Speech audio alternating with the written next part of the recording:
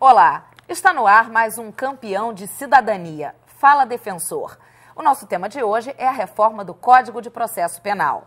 Para falar sobre o assunto, veja quem está aqui com a gente. O defensor público Eduardo Cavalieri Pinheiro, diretor-secretário da Associação de Defensores Públicos de Minas Gerais, e o defensor público Adriano Leitinho Campos, diretor-tesoureiro da Associação dos Defensores Públicos do Estado do Ceará. Bom, gostaria de começar esse programa justamente falando de quando é o nosso Código de Processo Penal. Doutor Adriano. Bem, o Código de Processo Penal é de 1941.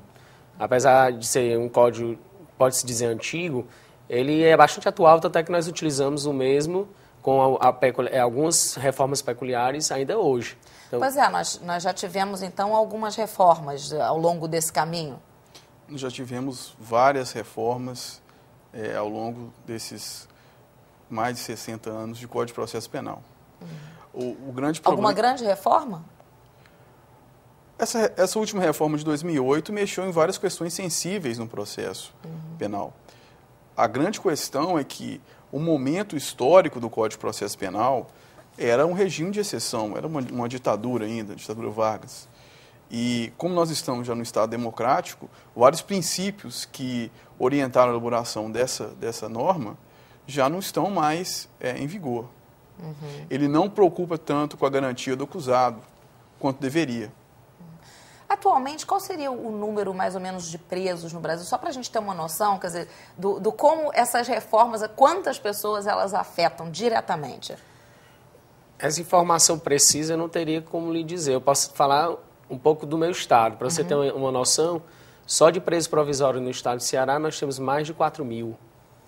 Nós temos 1.500 numa casa de custódia provisória, mais 1.500 em outra, fora os presos que se encontram nas delegacias e os presos que estão nos presídios mesmo definitivos, que estão ainda em processo, mas encontram-se lá em presídios definitivos, inclusive de forma até irregular. Então, só no estado do Ceará nós temos mais de 4.000. Então, multiplicando isso por toda a federação, o país inteiro, o número é bem considerável. E em Minas Gerais? Olha, os dados de Minas Gerais eu não disponho. Eu sei que na comarca onde eu atuo, que é a comarca de Contagem, ela conta com aproximadamente 700 detentos provisórios. E é uma população considerável. Enfim. Bom, o Código de Processo Penal Militar, que é de 69, quer dizer, que também é bastante antigo, ele é considerado até por muitos juristas mais moderno do que o Código de Processo Penal. Por que isso? Quer dizer, por conta justamente desse período que foi feito no período de exceção, o Código de Processo Penal, seria isso? Eu não sei se necessariamente seria o período, porque, na realidade, a modificação que passou a ter na interpretação do Código de Processo, nos Códigos de Processo Penal, se deram após a Constituição Federal de 88, que trouxe o artigo 5º com os direitos fundamentais, se preocupou mais com a dignidade da pessoa humana. E no meu ponto de vista, não sei até que ponto o Código de Processo Penal militar seria realmente mais moderno do que o nosso. Até porque é um código, junto com o Código Penal Militar, um código mais autoritário. Talvez o ponto de ser mais moderno é porque talvez seja um código que traga procedimentos mais céleres do que o Código de Processo Penal atual, que é uma das grandes reclamações de quem trabalha com o processo penal e o processo como todo é a demora nos processos na justiça, que se decorre exatamente em virtude do procedimento trazido pelo Código de Processo Penal. E talvez por ser um procedimento mais célere na justiça militar, talvez seja considerado mais moderno. Eu gostaria de saber quais seriam, então, as principais mudanças, né, dessa última reforma, que foi agora no ano passado, em 2008. Doutor Eduardo. Eu acredito que a principal mudança no tocante ao procedimento ordinário diz respeito à possibilidade do acusado se defender, alegando as mais diversas matérias de defesa e pugnando pela absolvição sumária. Hoje, antigamente, como funcionava? O acusado era citado para um interrogatório. Após o interrogatório, o seu defensor tinha um prazo de 3 dias para oferecer defesa prévia, que se limitava ao requerimento de diligências, eu quero fazer uma perícia, eu quero requisitar um documento da repartição pública X, e ia rolar testemunhas. Hoje não. Hoje, por exemplo, se houver um furto, que a coisa furtada tem um valor diminuto, o acusado, através do seu defensor, pode alegar isso em matéria de defesa e já ser absolvido sem ter que passar por todo o constrangimento de uma ação penal.